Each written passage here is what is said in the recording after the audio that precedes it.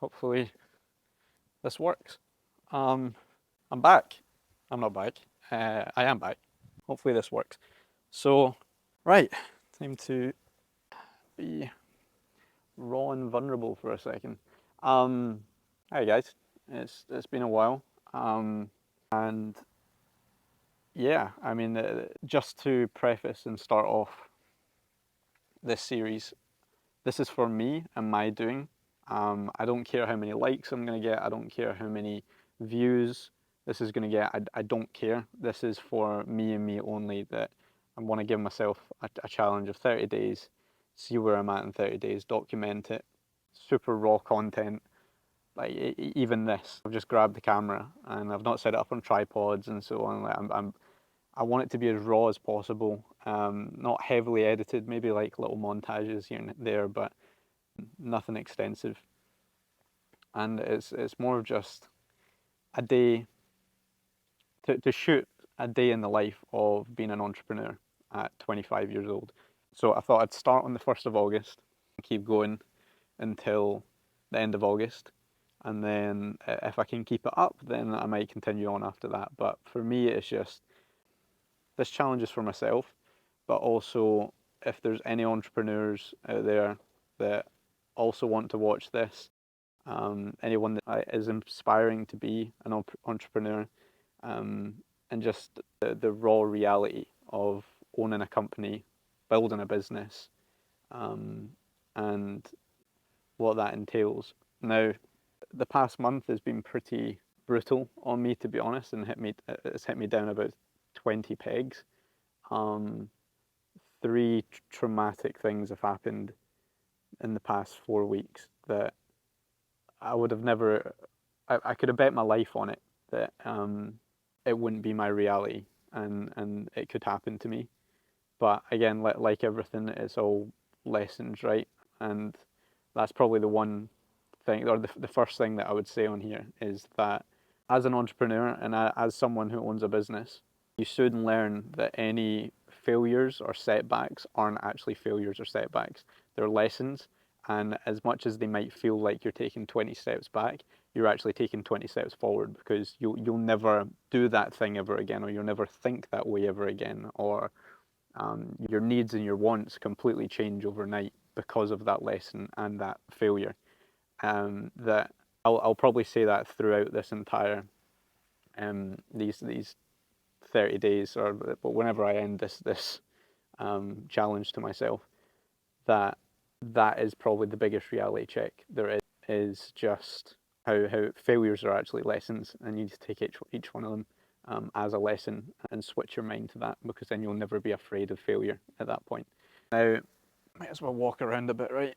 Change this. So I'm currently back living with my mum in Scotland. Now, 4 weeks ago, I was in Portugal. So in the past 4 weeks, I went from living in Portugal with a partner to now living back home at my mum's. I'll get into probably the more of the specifics in months to come, but right now it's just all of it's a bit too raw to ever sort of put into words and explain properly. But yeah, so I'm living back with my mum in Scotland, which is bittersweet because I get to spend time with her, but it's not where business really works. It's in the middle of nowhere in Scotland. So I invested all my money into the company with the expectations that I was going to be living in a place in Portugal without any outgoing, so that I could invest it and then save for the next 6 months. Now that reality changed overnight, that I'm now back here in Scotland living with my mum, and this is now my reality. So this series and these videos are just going to be raw day in the lives of a 25-year-old entrepreneur and business owner building a business currently in Scotland, but who knows where I'll go in the next 2-3 months. Yeah. So today actually hasn't been that bad in terms of workload. Right now I'm focusing a lot on our framework in terms of bringing new clients on board, new prospects, and the scripts and funnels for that procedure, because if they aren't worked on at the moment, it's all good me getting an off client and so on every now and then, but if it's just once in a blue moon that they're coming on board and we're not looking at the percentage of calls that we're getting, so let's say we have 100 calls, then we need to figure out, or let's put it into this way, let's say we send out 100 emails and then we manage to get 10 of them onto calls, or say that they want a call, then 5 of them show up for a call, then out of those last 5, how many are we actually closing and making a deal out of? And if it's only 1, then we need to try and figure out, right, why are we not closing the other 4? Or why are 50% of those people not turning up to the call and becoming a no-show? So there's loads of logistics that we need to figure out there. First of all, before we can sort of scale the company up.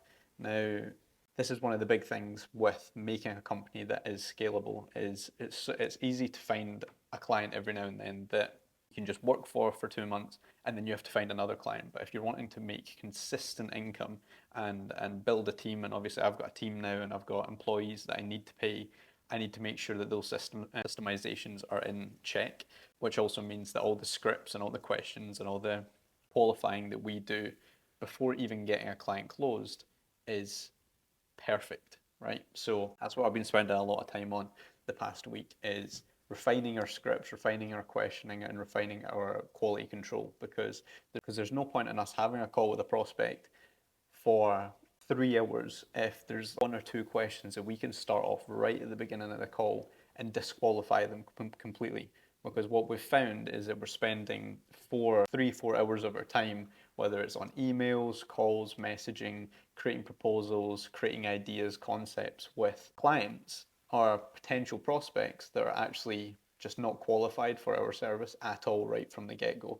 And that's just wasting 3-4 hours of our time. So if we can have questions right off the bat that we can pretty much get the answers to within a 5-10 minute chat, and then disqualify those people, then that means those 4 hours that we're spending with disqualified candidates, we can spend those 4 hours finding qualified candidates and getting on phone calls with qualified people.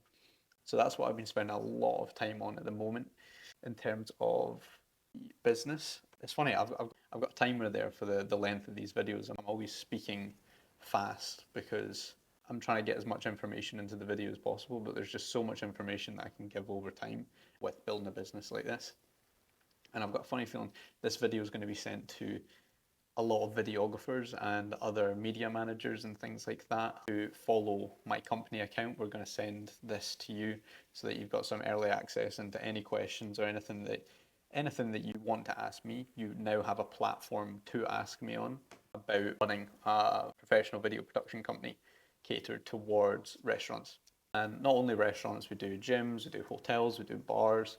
There's loads of sister companies to restaurant commercials at the moment. So that's the big one. So now there's a platform for most people to ask me any questions, whether it's about business, health, experiences, mindset, routine. I'm not saying that I've got all the answers, but I know that I've got quite a few of the answers to a lot of people's questions. And if I've not got the answers to anything, I know I have contacts of people that do. I can't wait to introduce them into this sort of series as friends and the networks and the entrepreneurs and other mentors that I actually have behind the scenes that drive me to want to build the company.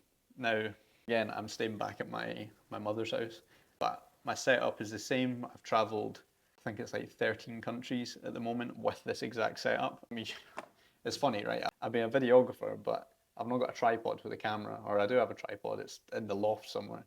So this camera is actually sitting on water bottles, an empty water bottles. So yeah, so this is my little setup right here, which is all you need. Second monitor that, as I'm back home, I've got this tripod for, and then my laptop, which then is on a laptop stand, which I will always recommend. Again, simple things like this. Let me put you back. That's so sketchy. Simple things like this in terms of having your laptop on a stand. Again, it means that your webcam's up higher and it's eye line with you. So when you're talking to prospects and when you're talking to potential clients and maybe new clients, it means that you're talking to them eye to eye rather than camera pointing up at your double chins. It's a lot more flattering of an angle. It also means that you're talking to them. Another thing that I learned recently from someone was to always be talking to them on the screen, right? So as much as I've got a second monitor here, that can be for note taking, can be for their websites, that can be for my screen sharing, but I will always have their camera on the main screen, so it looks like I'm talking to them as a person. Again, it's all these small little things that you would never think of, but help a lot. Now, hopefully that gives you a little bit of an insight. I think I've been talking for enough on this video, but hopefully the first half of the video is a bit more of a preface of what this series is going to be and so on and so forth. And the second half is more of an information saga. I don't know. It's 10:30 at night and I'm shattered and I'm on bed. So I'm going to start switching off, do the last few things on my to-do list, and then get some sleep to start tomorrow.